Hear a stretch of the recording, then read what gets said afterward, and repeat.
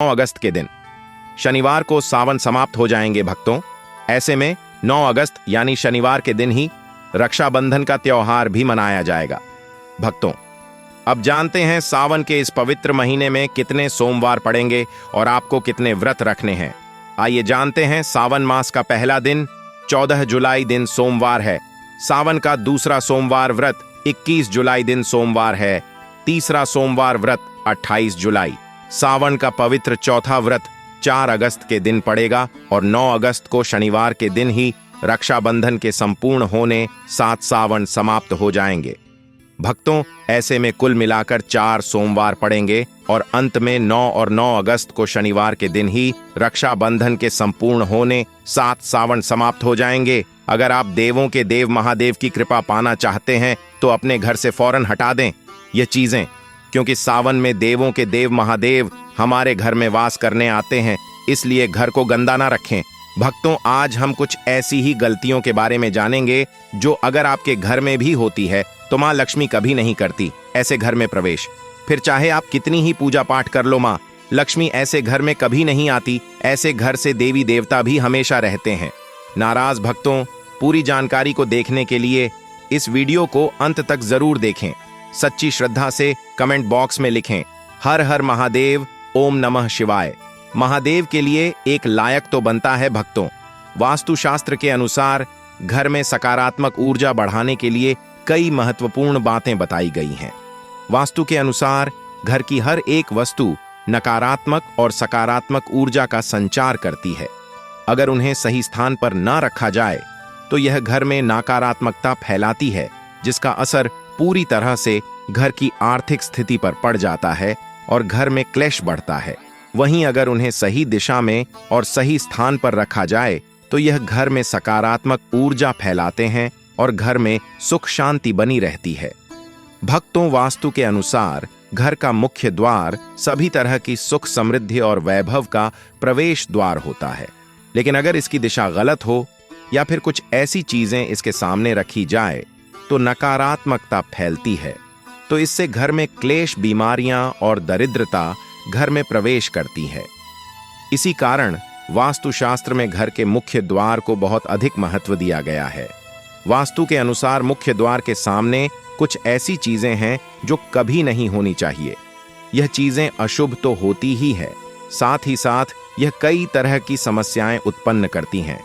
इनका असर परिवार की महिलाओं पर, बड़े बुजुर्गों पर, घर के बालकों पर तथा ऐसे ही कई चीजें परिवार के हर एक सदस्य पर बुरा असर डालती है और उन्हें स्वास्थ्य के साथ ही आर्थिक समस्याओं का सामना भी करना पड़ता है। तो ऐसे में हम जानते हैं मुख्य द्वार के सामने वह कौन सी चीजें हैं जो होना बहुत ही अशुभ माना गया है। लेकिन भक्तों, आगे बढ़ने से पहले आपसे एक विनती करते हैं कि हमारे चैनल को सब्सक्राइब करके इस बेल आइकन को जरूर दबाइएगा। साथ ही साथ एक लाइक तो बनता है और कमेंट में अपनी राशि भी डाल दीजिएगा। यदि हमारे पास कोई उपाय होगा तो वह आकर हम आपके कमेंट के रिप्लाई में बता देंगे। भक्तों, नंबर 1, घर के सामने गंदे पानी का जमाव वास्तु के अनुसार तथा धर्मशास्त्र के अनुसार घर के मुख्य द्वार के सामने गंदे पानी का जमाव होना बड़ा ही अशुभ होता है। यह वास्तु दोष का कारण बनता है। साथ ही साथ इस गंदे पानी में कई हजार गुना बैक्टीरिया पनपते हैं जो परिवार के सदस्यों को बीमार कर सकते हैं। गंदे पानी का जमाव होने से हैजा, पीलिया, डायरिया तथा कैंसर होने का खतरा बना रहता है। भगवान से रिश्ते हमारे खराब हो जाते हैं। हमारी प्रार्थना भगवान तक फिर नहीं पहुंच पाती। गंदी नाली कीचड़ के कारण प्रार्थना भी आने से डरती है। पॉजिटिविटी का सत्यानाश हो जाता है। सकारात्मक ऊर्जा हमारे घर तक नहीं आती, बल्कि हम भूत प्रेत को ऐसा करके अपने घर बुलाते हैं। राहु दोष उत्पन्न हो जाते हैं। लक्ष्मी रुष्ट हो जाती है। शनिदेव क्रोधित हो जाते हैं। इसलिए अगर घर के सामने कोई भी गंदा पानी जमा होता है तो उसे तुरंत हटा देना चाहिए, या जिस गड्ढे में गंदा पानी है उसे सीमेंट से भर देना चाहिए। वास्तु के अनुसार इसे उचित नहीं माना जाता। इससे धन नष्ट हो जाता है, गरीबी सर पर चला जाती है। रिश्तेदार और मेहमान उस गली का रास्ता भूल जाते हैं, कोई नहीं आता। ऐसे घर में जब साधारण मनुष्य घृणा करता है तो ईश्वर से आप क्या उम्मीद रखेंगे। सकारात्मकता का आप खुद सत्यानाश करते हैं। इसीलिए सफाई जितनी रखोगे उतना ही देव शक्तियां आएंगी। मां लक्ष्मी घर की ओर प्रस्थान करती है। भक्तों नंबर 2, कांटेदार पौधे। कांटेदार पौधे कई लोग घर की शोभा बढ़ाने के लिए लगा लेते हैं। सोचते हैं इससे घर हमारा खूबसूरत दिखेगा, जो कि बहुत ही अशुभ माने जाते हैं।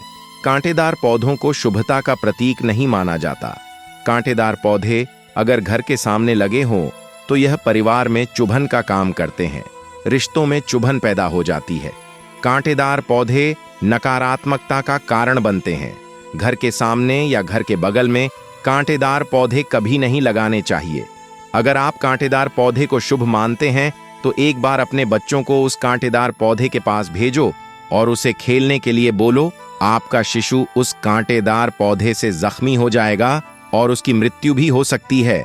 इससे मां लक्ष्मी प्रवेश नहीं करती, बल्कि राहु केतु घर में प्रवेश कर जाते हैं और घर में क्लेश बढ़ता है, परिवार में नफरत हो जाती है।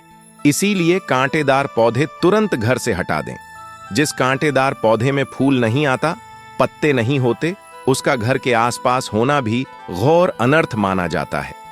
कांटेदार पौधे को जितना जल्दी हो सके अपनी भलाई के लिए तुरंत हटा दें।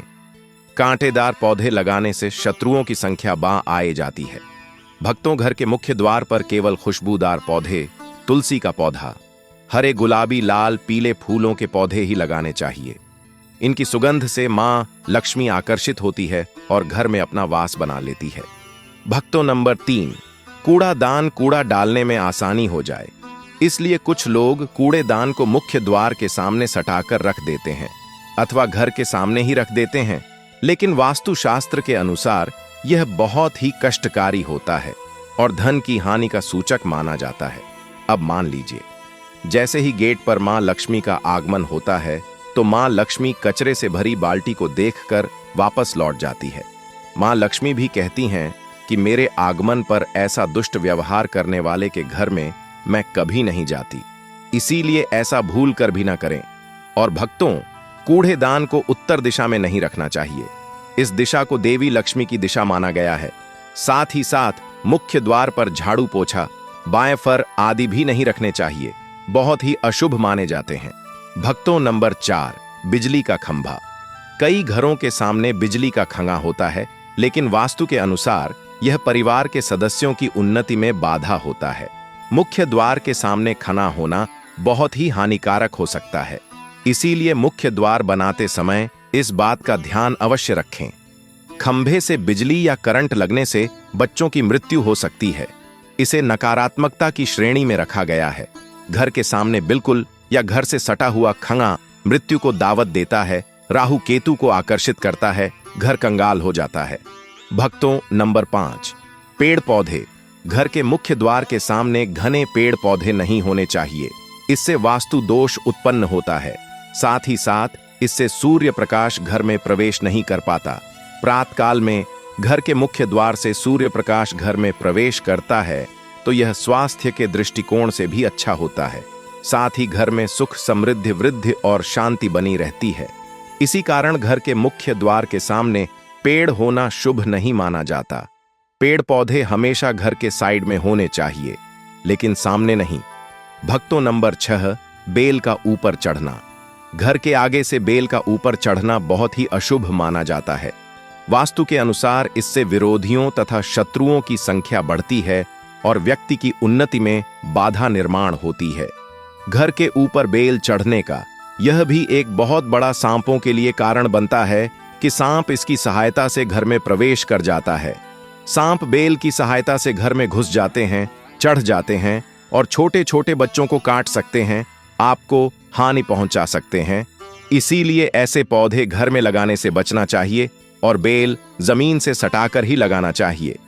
भक्तों नंबर 7, घर की दहलीज। वास्तु के अनुसार मुख्य द्वार की दहलीज से ऊंची सड़क होना बहुत ही कष्टकारी होता है।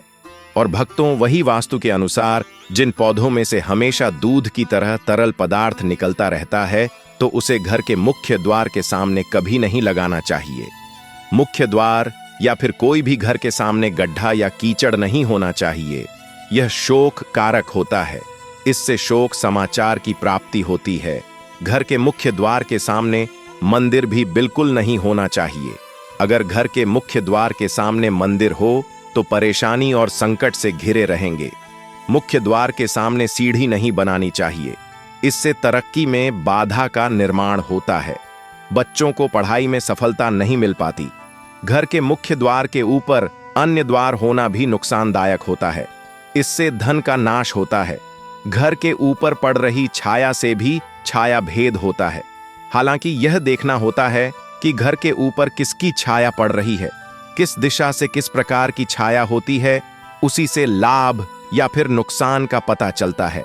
भक्तों, नंबर 8, घर के मुख्य द्वार पर कभी भी मां लक्ष्मी की तस्वीर आपको बिल्कुल भी नहीं लगानी चाहिए। भक्तों, मां लक्ष्मी की तस्वीर को हमेशा अपने घर के पूजा घर के अंदर स्थापित करना चाहिए, या फिर अलमारी के अंदर आपको मां लक्ष्मी और मां लक्ष्मी से जुड़ी सभी चीजें रखनी चाहिए, क्योंकि मां लक्ष्मी का स्थान हमेशा घर के अंदर ही माना जाता है, ना कि उनका स्थान आपके द्वार पर। मां लक्ष्मी को कभी बाहर नहीं करना चाहिए। एक बार पुराणों के अनुसार माना जाता है कि मां लक्ष्मी के भक्त ने माता की मूर्ति को घर के बाहर लगा दिया था, और जब मां लक्ष्मी घर के अंदर प्रवेश करने के लिए आ रही थी, तब वह बाहर से यह सोचकर लौट गई कि इसने मुझे बाहर कर दिया है, तो अंदर मैं कैसे जाऊं मां? लक्ष्मी जब बाहर से लौट गई तो उनका भक्त निर्धन हो गया था। मां लक्ष्मी क्रोधित हो गई थी। इसीलिए आप ऐसी गलती मत करना मां। लक्ष्मी घर में ही अच्छी लगती हैं। धन की देवी को हमेशा घर में स्थान दिया जाता है। कई लोग क्या करते हैं कि फैशन के तौर पर घर के द्वार पर ही मां लक्ष्मी की तस्वीर लगा देते हैं, तो ऐसे में मां लक्ष्मी द्वार से ही वापस चली जाती है और घर के अंदर कभी भी प्रवेश नहीं करती। आपको इस बात का जरूर ध्यान रखना चाहिए। प्रवेश द्वार पर चप्पल नहीं रखनी चाहिए, इससे प्रवेश द्वार अपवित्र हो जाता है और नकारात्मक ऊर्जा प्रवेश कर जाती है तथा धन की देवी मां लक्ष्मी नाराज होकर चली जाती हैं और कभी भी आपके द्वार पर नहीं आती। भक्तों, नंबर 9, केले के पत्ते की बंदरबाल अपने घर के मुख्य द्वार पर जरूर लगानी चाहिए। इससे मां लक्ष्मी आकर्षित होती है। ऐसे घर पर सदैव अपना आशीर्वाद बरसाती रहती है। बंदरबाल के माध्यम से समझ लीजिए कि आपके जीवन के अंदर, घर के अंदर मां लक्ष्मी यश, वैभव, कीर्ति और कुबेर के साथ प्रवेश करती है और आपके घर का मुख्य द्वार मालामाल आपको बना देता है। घर का द्वार घर की संपन्नता के बारे में बताता है, तो भूलकर भी घर के मुख्य द्वार के आसपास आपको किसी भी प्रकार का कचरा बिल्कुल भी नहीं फैलाना चाहिए, ताकि आपको इसका सकारात्मक परिणाम देखने को मिल सके, न कि आपको उसका नकारात्मक परिणाम झेलना पड़े। भक्तों, सजावट के तौर पर घर के मेन द्वार पर ऐसे फूल ना लगाएं, ऐसे पौधे जिनके अंदर फूल तो खिलते हैं लेकिन एक दिन में ही मुरझा जाते हैं, जैसे कि छुई मुई का पौधा। इस तरह के पौधे आपको अपने घर के मुख्य द्वार पर बिल्कुल भी नहीं लगाने चाहिए। ऐसे पौधे जो सुगंध की जगह दुर्गंध देते हैं, उन पौधों को भी मुख्य द्वार से दूर रखना चाहिए। अपने घर के मुख्य द्वार पर इन पौधों को लगाने से बचें। इस समय देवों के देव महादेव का आगमन होगा, तो घर को सुगंधित रखें और सुगंधित पौधे लगाएं। वातावरण सुगंधित बनाए रखें। भक्तों, घर के मुख्य द्वार पर छोटी छोटी घंटी जरूर लगानी चाहिए तथा घर में विंड टाइम लगाना बहुत ही शुभ और मंगलकारी होता है, क्योंकि इसकी जो खनखनाहट होती है वो घर में मां लक्ष्मी का प्रवेश करवाती है और सकारात्मक चीजों को अपनी ओर आकर्षित करती है, और नकारात्मकता इन घंटियों की आवाज सुनकर अपने आप बाहर चली जाती है।